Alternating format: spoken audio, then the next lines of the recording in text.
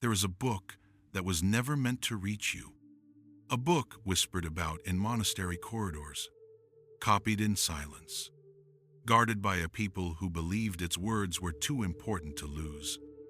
A book that speaks openly, too openly, about angels who cross forbidden boundaries, giants who walk the earth, heavenly courts that never sleep, and a universe that is far more alive than we were ever taught.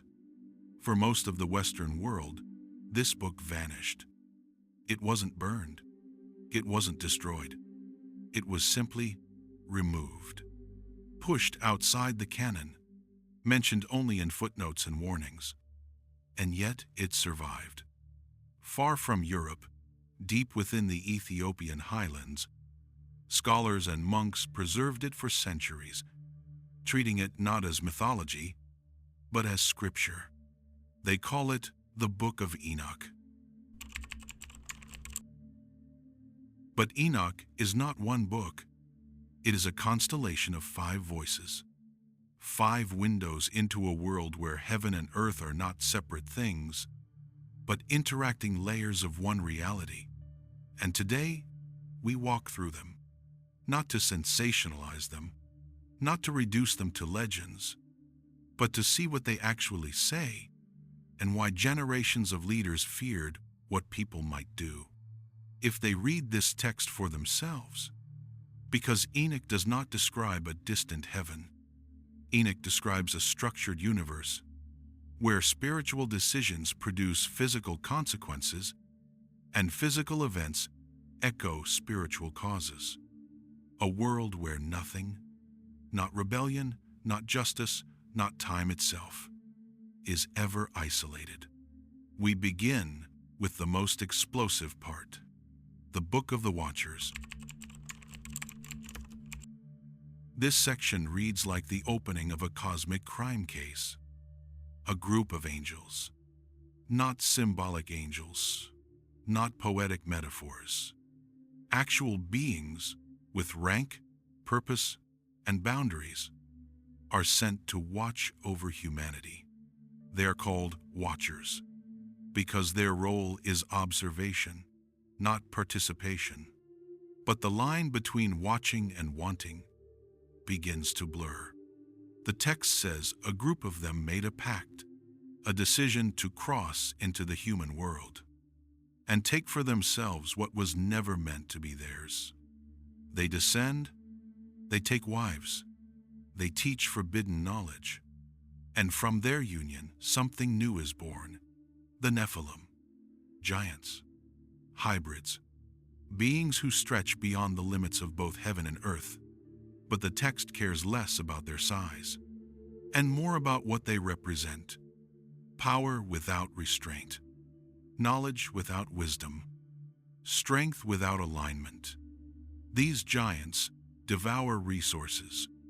They devour each other. Eventually, they devour humanity. The corruption spreads so fast, so deep, that even the earth cries out under the weight of it. The Watchers do not only change bodies, they change civilization, weapons, enchantments, sorcery, astrology, cosmetics, metallurgy. Humanity receives information it was never meant to handle without moral maturity. The result is a world running faster than its soul.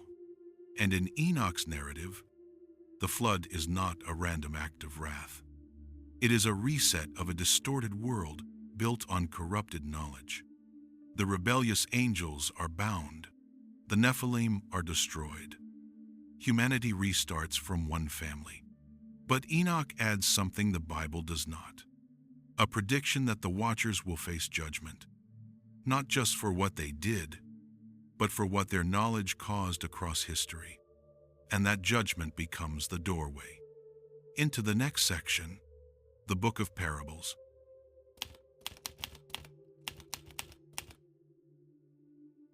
Here the perspective shifts. The scenes widen. Enoch is taken into what he calls the heavenly court. Thrones appear. Books open. A presence radiates from the center. the Ancient of Days, whose gaze sees everything that has ever happened, in every realm.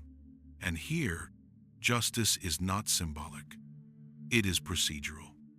It is recorded. It is unavoidable. But in the midst of this court, another figure appears, one who looks human, yet carries authority over both heaven and earth. Enoch calls him the Son of Man. He presides beside the Ancient of Days. He judges the living and the dead. He sits on a throne of glory. He separates the righteous from the wicked. He executes justice on humans and on angels. This image predates the New Testament, yet mirrors it with uncanny precision. Here, the Son of Man is not only a judge, he is the center of a cosmic reordering, a world cleansed, a creation renewed, a reality where corruption has no foothold left. Judgment is not revenge. Judgment is the setting of a fractured world back into alignment. The Book of Parables does not linger on spectacle. It lingers on structure. Enoch is shown that the universe is not chaotic, it is governed. Every action produces consequence. Every rebellion leaves residue. Every injustice is recorded not emotionally, but mechanically. Nothing disappears. This is why the Son of Man is central, not as a symbol, as a function. He is the point where heaven's order meets history's disorder, where power is corrected, where distortion is removed from the system.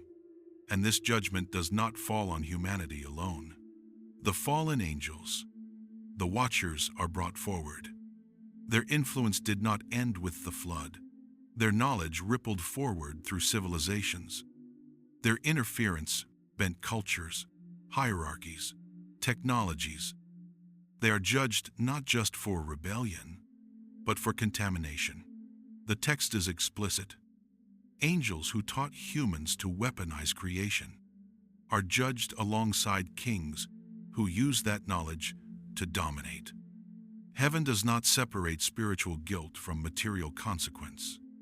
They are the same thing. And once judgment is complete, Enoch is shown something else: a renewed world. Not heaven replacing earth, but heaven restructuring earth. A reality where authority flows from alignment, not domination. Where power is transparent. Where law is internal, not imposed. This is not the end of history. It is the correction of it. From here, the vision shifts again, upward into the mechanics of time itself. This is where the astronomical book begins. Enoch is taken beyond stories and courtrooms, into motion. Sunday, moon, stars, but not as objects, as systems. He sees gates in the horizon, paths carved into the sky, cycles that do not drift. Time, here, is not neutral. It is ordered. The sun follows an appointed course. The moon obeys measured phases. The stars move according to law, not randomness. Enoch is shown a year that completes itself, a solar pattern that locks festivals, seasons, and Sabbaths into harmony. When humanity follows this order, life remains coherent. When it drifts, everything slips. Sacred days misalign. Rituals lose resonance. Meaning fragments. Time itself becomes unstable. This is not astrology. It is cosmic ethics. The heavens respond to moral distortion, the same way ecosystems respond to imbalance. The Ethiopian tradition understood this. That is why it preserved not just Enoch, but the calendar that mirrors his vision. Time is not something we invent. It is something we either align with or violate. And violation has consequences. Enoch is told plainly, When humanity corrupts order, the sky reflects it. The lights in the heavens fall out of rhythm because something below them already did. Sin, in this worldview, is not just personal, it is structural. It fractures relationships. It fractures societies. It fractures time. The universe is not indifferent. It is responsive. And that responsiveness becomes terrifyingly clear. As Enoch is shown what happens when rebellion accumulates across ages. From here, the vision turns inward, away from stars, away from courts, into dreams. The Book of Dream Visions does not explain. It reveals. Enoch begins to see history the way heaven sees it. Not as dates, not as nations, but as patterns. What unfolds is not a dream in the human sense. It is compressed time. Entire civilizations are reduced to symbols. Animals replace empires. Movements replace names. Sheep appear first. They represent a people vulnerable, guided, easily scattered. Predators follow. Lions, wolves, bears. Each one stands for a ruling force. An empire that consumes rather than protects. The message is blunt. Power that feeds on the powerless eventually exposes itself. The sheep are attacked, driven from land to land, scattered across history. Yet they are never erased. That matters, because extinction is not the goal. Control is, and control always fails. Enoch sees a white bull emerge, not as an animal, as a marker, a reset point, a figure of restoration that does not dominate the predators, but neutralizes them. Weapons fall. Hierarchy collapses. Hostility dissolves. This is not fantasy. It is correction. History is shown bending, slowly, toward equilibrium. But before that equilibrium arrives, Enoch is shown something darker, a final compression of chaos. Wars without reason, rulers without restraint, systems that feed on fear. This is not punishment, it is exposure. When distortion accumulates long enough, it becomes visible. The dream reveals that collapse is not random. It is consequence catching up. And then, judgment. Not emotional, not dramatic, precise. The righteous are separated, not because they are perfect, but because they remained aligned. The corrupt are removed, not because heaven is cruel, but because misalignment cannot persist forever. From this point, the dreams stop. The symbolism dissolves.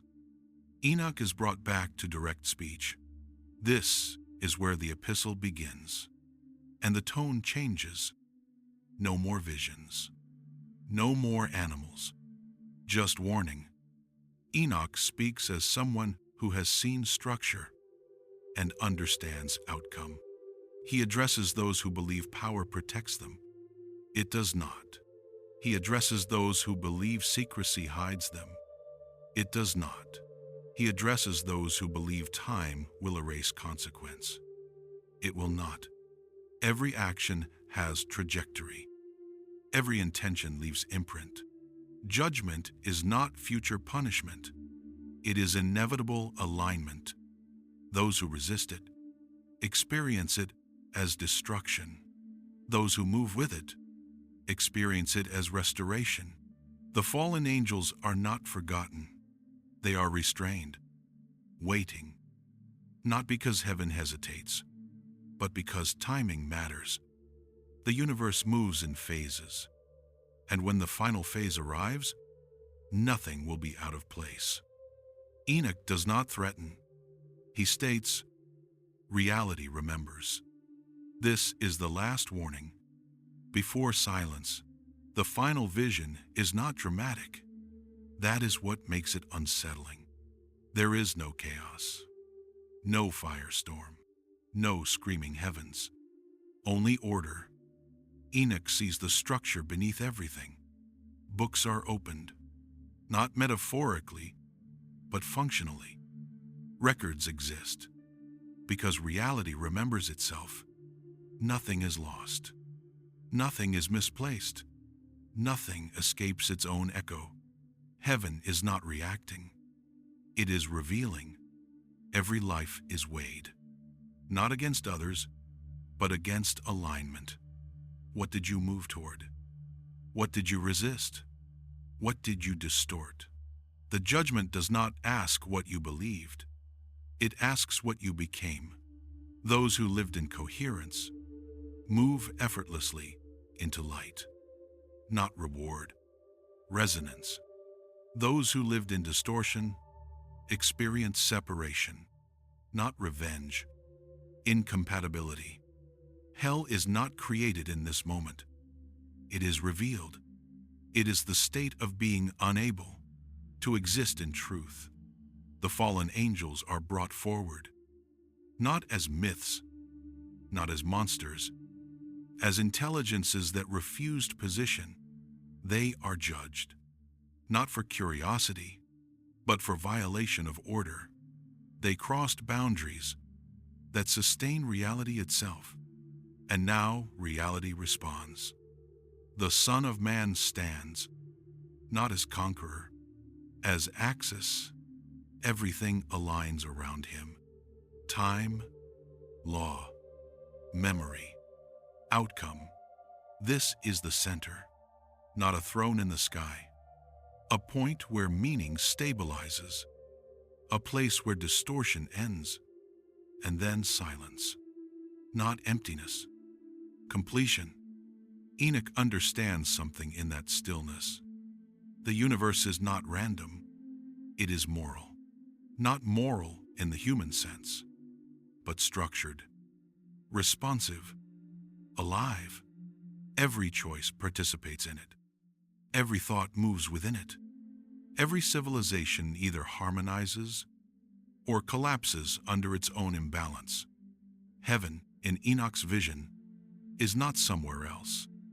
It is the architecture behind everything here, a layered reality, where actions ripple upward and decisions echo downward, where nothing is isolated, where nothing is hidden forever, where even angels are accountable.